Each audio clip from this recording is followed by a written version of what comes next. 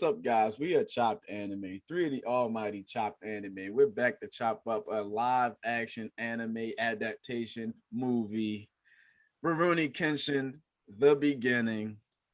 But first, please subscribe to our channel. We appreciate all the support. Rurouni Kenshin, The Beginning. It is basically an origin story of Rurouni Kenshin and back where you see where he became Batosai the Killer Sword. My opinion of this movie, right? I have a lot of mixed feelings about this movie. And I'm sure a lot of people do too, because in the grand scheme of things of the whole series, it made sense for them to make this movie. I'm not sure I like the order of how I saw this movie. I'm unsure if you, because the final came before the beginning. And Mary, you made this point while we were watching it. I'm not sure if they should have made the beginning come out before the final. Because after watching the final, you know so much about the beginning that it leaves no mystery. It literally leaves nothing for you to be thinking about. You literally, all right, you have no anticipation of anything. You're just waiting for the stuff to happen that you already know that's going to happen. Yeah. So that kind of, I'm not going to lie, that kind of ruined the movie for me. But if I judge it as a standalone movie, I think it's a good movie. Like all the other ones were. It's just that knowing everything kind of ruined it for me. Literally, I knew everything. So it kind of, and you don't, it's not like I read it, it's just watching a previous movie. You just know everything at that point. So it's like, what would you guys think? Yeah, so I do think that the beginning should have came before the final, just because you got to find out all the things. Really, the only mystery in the beginning was exactly how Tomoe's death happened. Now, how she actually, how Kenshin was even able to like make a mistake like that resulted in her death, and it all makes sense in the beginning. And that was a missing piece that was really necessary, I think.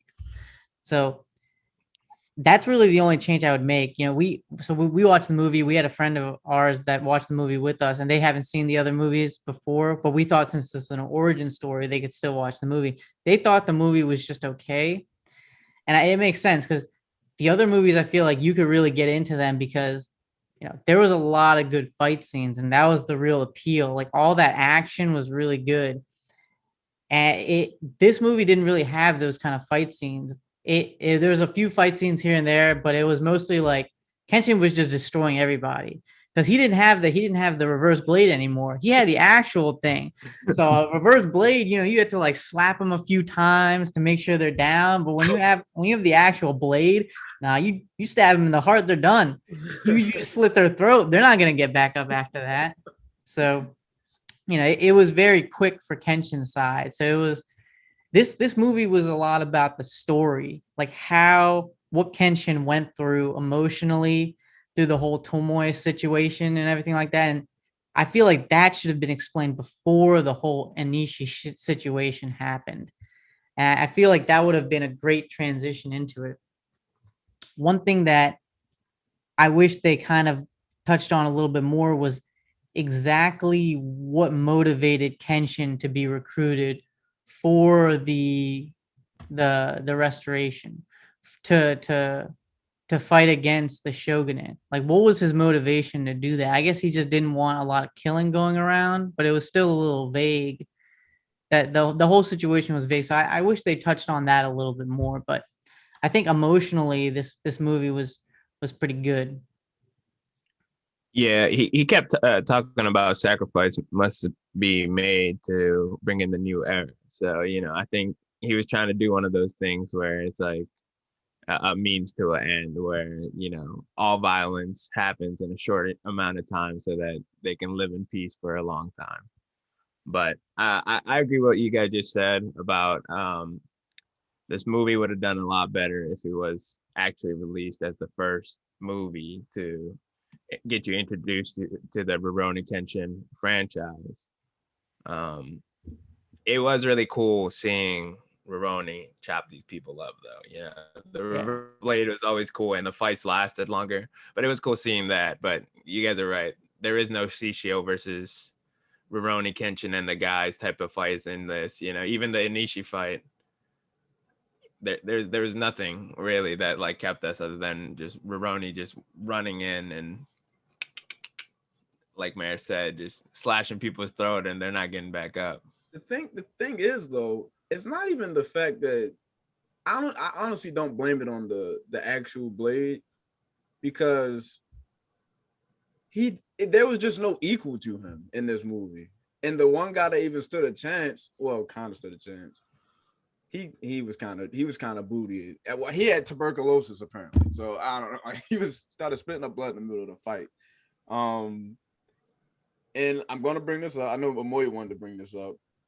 The one person that we wanted to see fight him, Saito, we never get it. They tease us with it. It never happens, bro. Like, that would have took this movie to the part where yes, this is an A movie. This is a B movie in my opinion, B minus. The worst one out of all 5.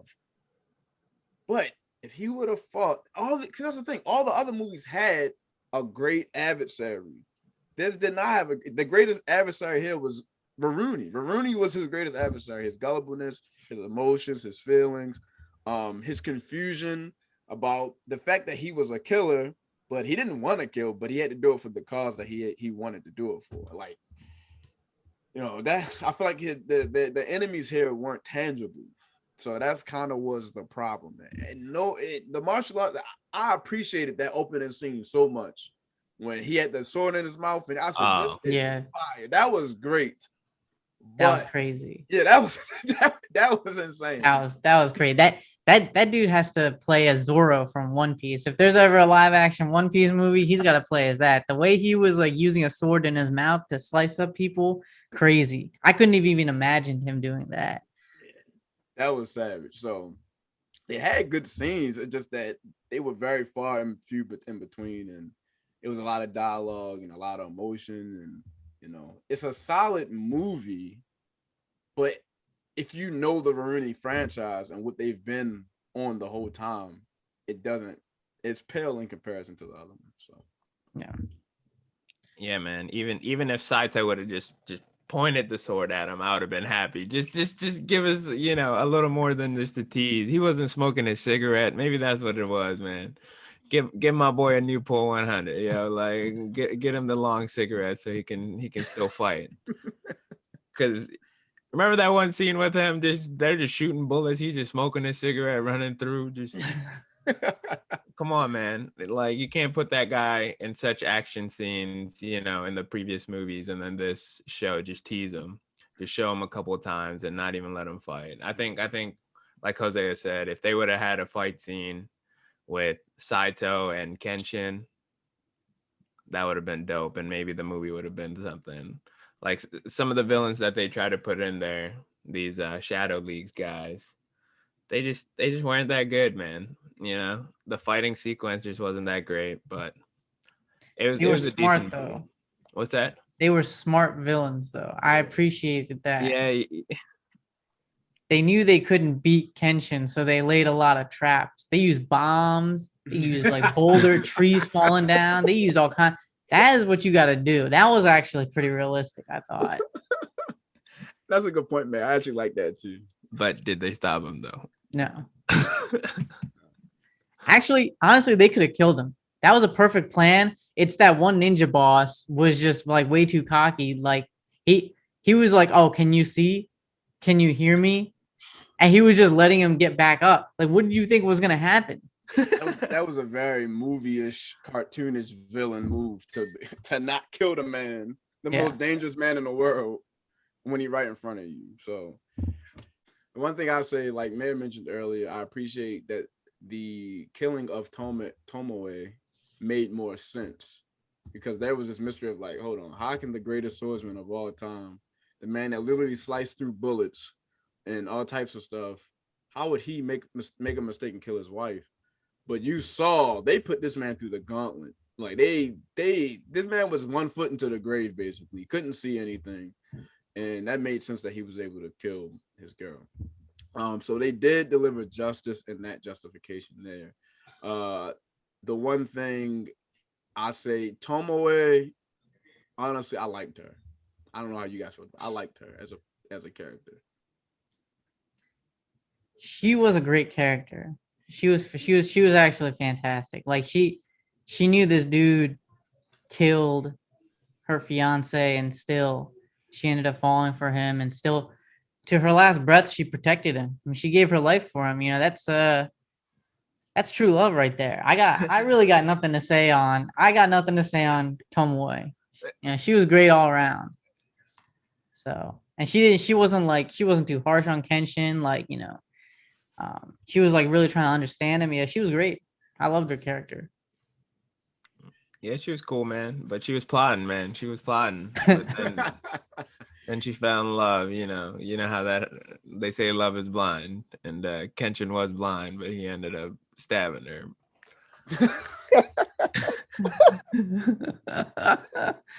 Dang, that's dark. It's surprising that Kenshin never read her diary beforehand. And why was she? That's a risk. Like, she's just gonna write this stuff down, like for anyone to just like find and see. That's kind of weird. But Yeah, Kenshin did not ask enough questions to begin with.